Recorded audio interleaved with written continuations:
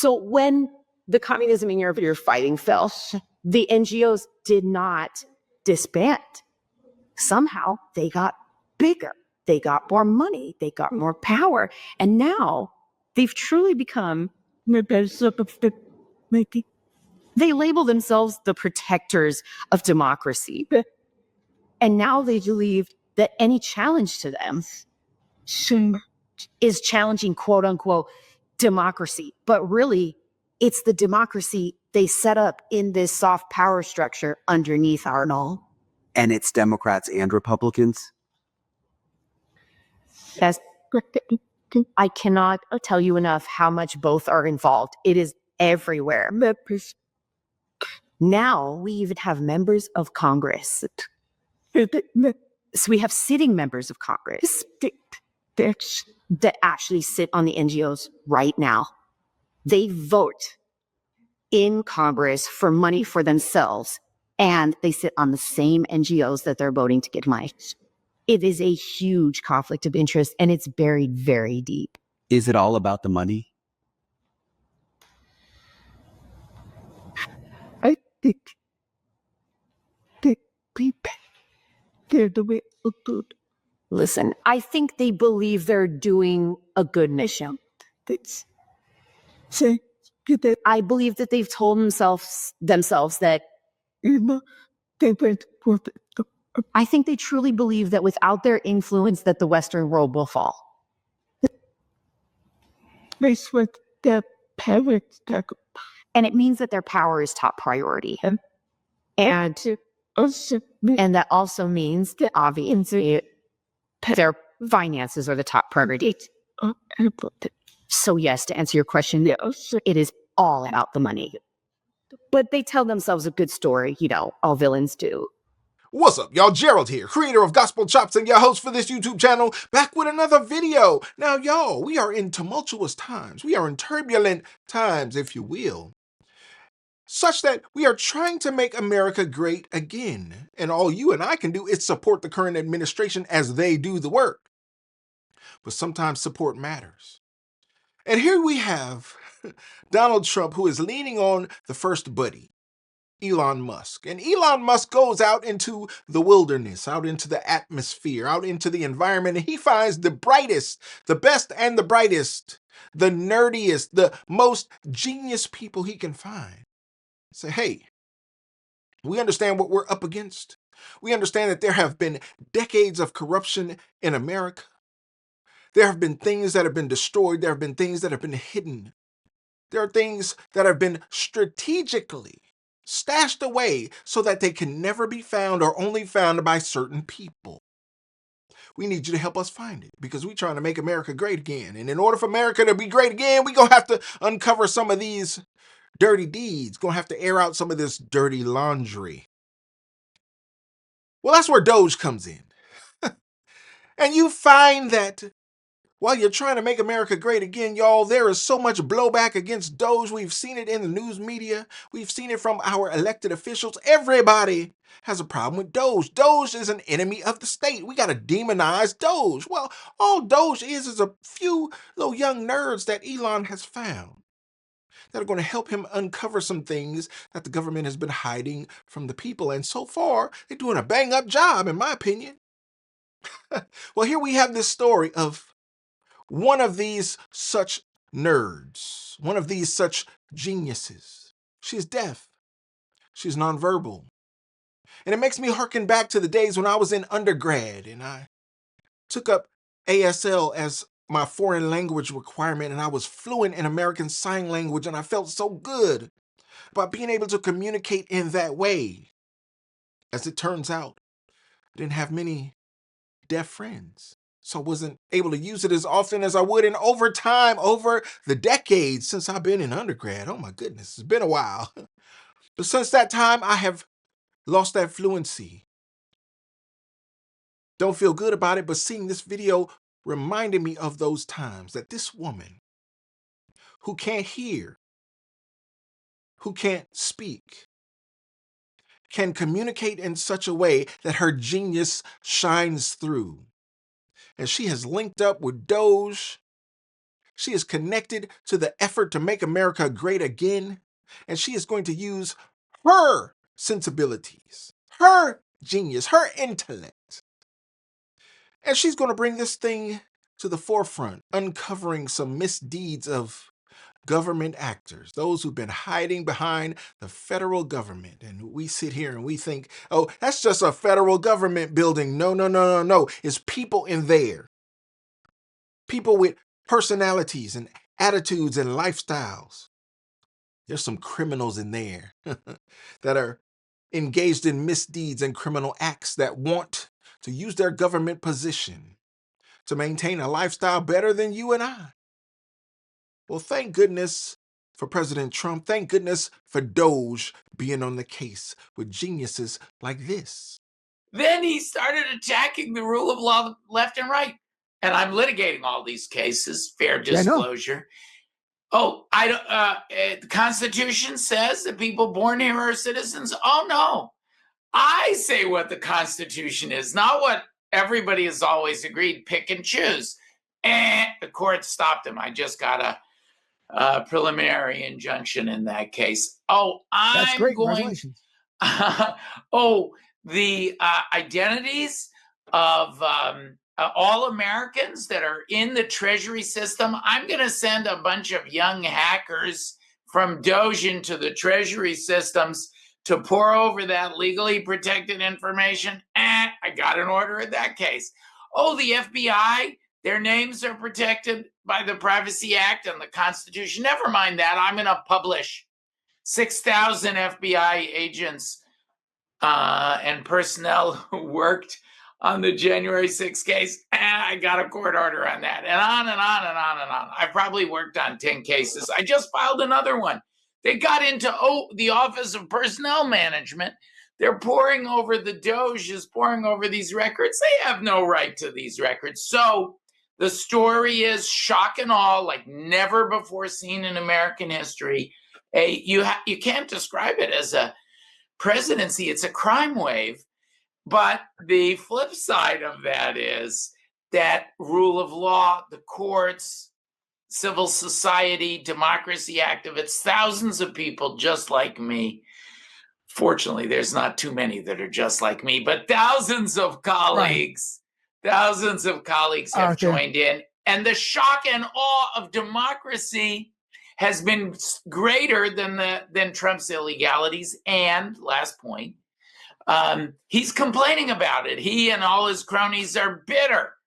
So we've come full circle to attacking the law, which is how he started his presidency. Oh, how beautiful it is when these left-wing lawyers get exposed for their anti-American ideals. Y'all, we knew it wasn't going to be easy. We knew there would be opposition. We saw what it was in Donald Trump 1.0, so we know it's going to be 10x in Donald Trump 2.0. You got people who are fighting for their lives, like Comey. Good old Jim Comey, former director of the FBI who fostered a culture of corruption in that organization, who fostered a culture of illegality in that organization that was allowed to fester. Even after Comey was fired by Donald Trump in his first term, you got Christopher Wray, another lifelong FBI operative who got in there, didn't do anything corrective. No, just maintain the status quo. Well, now we got Kash Patel.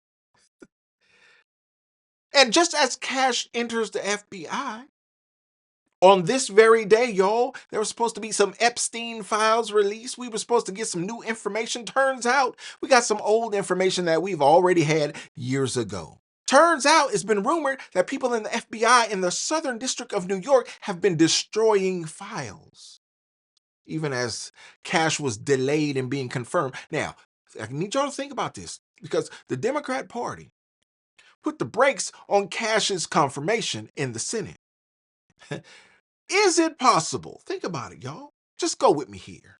Is it possible that while the Senate was putting the brakes on Kash Patel's confirmation, that they knew that there were documents being shredded and burned and destroyed in the Southern District of New York, such that the new Attorney General, Pam Bondi, sent a letter to Kash Patel and said, hey, I've been looking for these documents for weeks now, even before your confirmation. I understand you only been in there a couple days, but here's what you are faced with on day one. Here's the issue.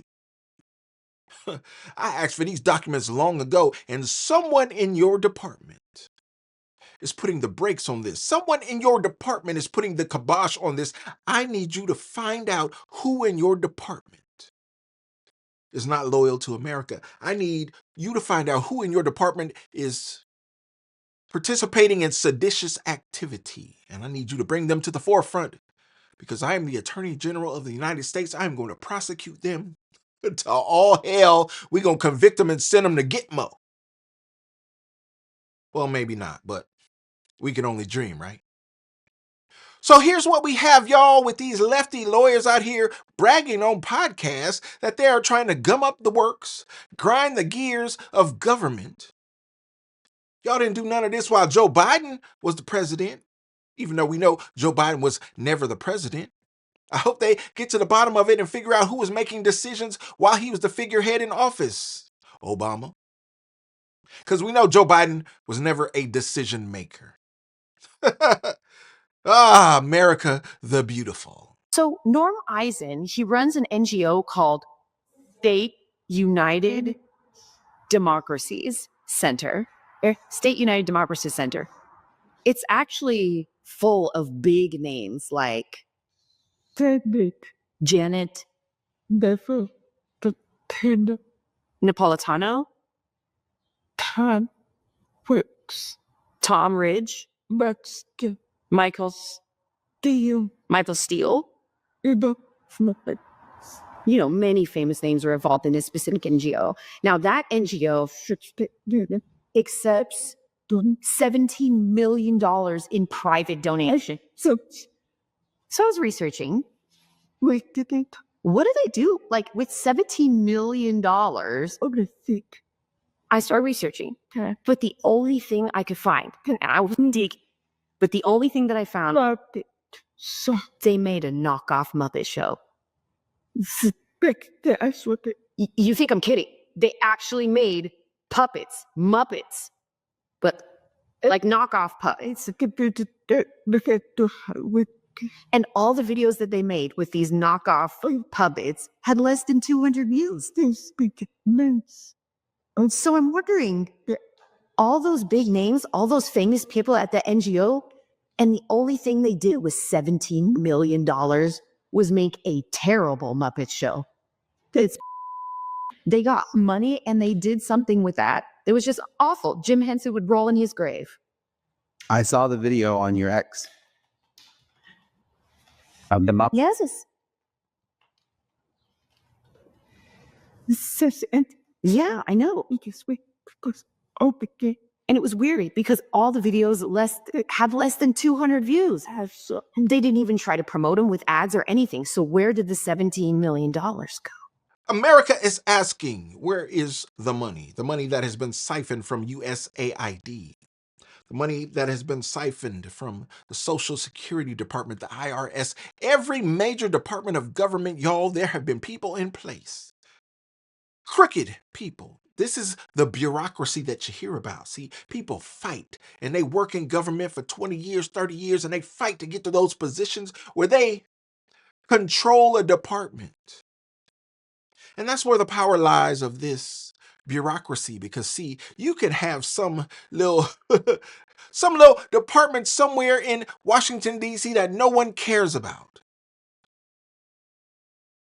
And your department head has the power to make decisions based on a budget that is given to that department every year. And they fight for more money every year, such that if they get to the end of the year and they ain't spent all the money, they start punking it off. Like, yo, we can't come under budget. God forbid that would happen, that we would come in under budget. Then they won't give us as much next year. They won't give us more. We got to spend all this money, even if we got to punk it off. And you got people in those positions who say, hey, my budget is $1 billion for my department. So if I spend $1 million on printer paper or ink cartridges or paper clips, no one's going to miss it. No one's going to even question it in this modern day government. So how about I have my brother-in-law set up a paperclip company and I throw him the no bid contract? How about I have my father set up a company that refurbishes ink cartridges and we give him a no bid contract and throw $1 million over there? Nobody's going to miss it. Nobody's going to question it. Nobody's going to say anything. And yet I'm enriching my family. This is the kickback scheme that is possible when you have an unelected bureaucracy that is controlling government. How does Pennsylvania make sure elections are safe, secure, and accurate? Come on in, I'll show you. After all voter rolls are checked and all equipment is tested and secured, registered voters can begin casting their ballots. In Pennsylvania, there is a paper record of every single vote. Every cast ballot is secured, tracked, and put under strict chain of custody rules. We actually secure and preserve the ballots for almost 2 years, according to federal law.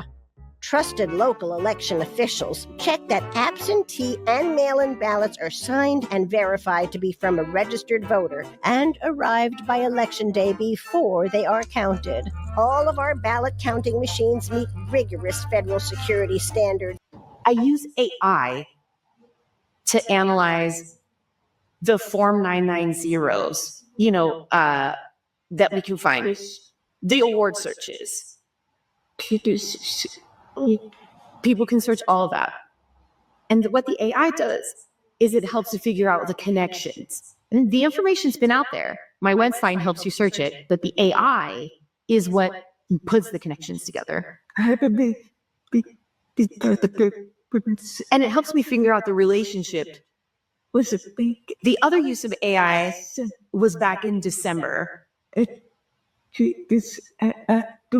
used AI to read 1,000 pages omnibus, the omnibus bill. And so we used the AI to go through the omnibus bill and read those thousands of pages to help us understand, because thousands of pages of reading, one human, 10 humans.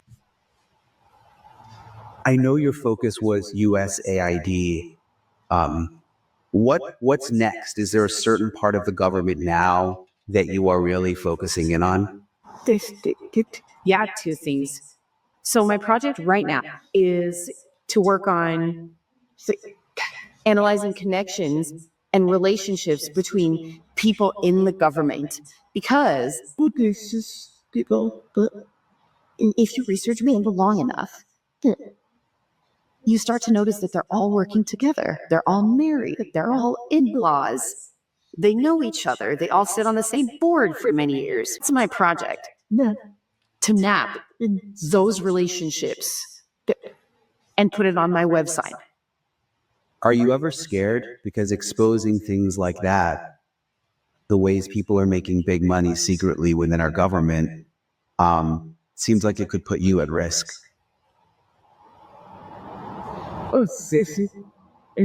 Oh, yes, we had to change the way we live entirely, quickly. But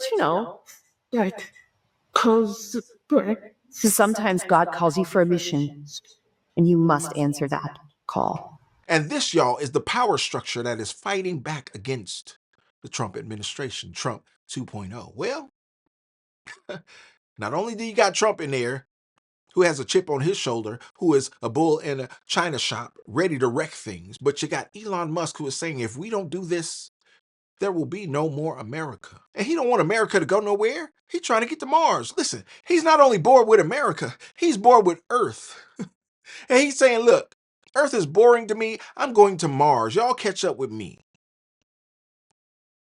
This is where we going. This is what we doing. But if America fails, then my whole operation fails and I never get to Mars. I never get to realize my dreams and my imagination. Yeah, it's a little selfish for Elon, but I'm going to give him that grace and allow him to be selfish in this moment, because he's going to save this country, at least play a role in it. And we're thankful for that. Y'all let me know what you think about this and all this chaos that's about to go down. I told you it was going to be rough rides ahead. but we're okay with it because we have faith and we know that God will see us through it all. Some of these issues ain't got nothing to do with us. We just gonna sit back, fold our arms, and watch it happen. Some of the other things we're gonna get active in, we're gonna talk about. We're gonna really put some messages out there and try to be active in correcting this government. Thank God for Donald Trump. Thank God for DOGE. Thank God for America. May God bless it. Y'all let me know what you think about this in the comments. I'd love to know your thoughts. And don't forget to like the video, subscribe to the channel, and share the video so we can get more people involved in the conversation, y'all. And like I always say, always remember and never forget, without the gospel, it's just chops. Until next time, peace.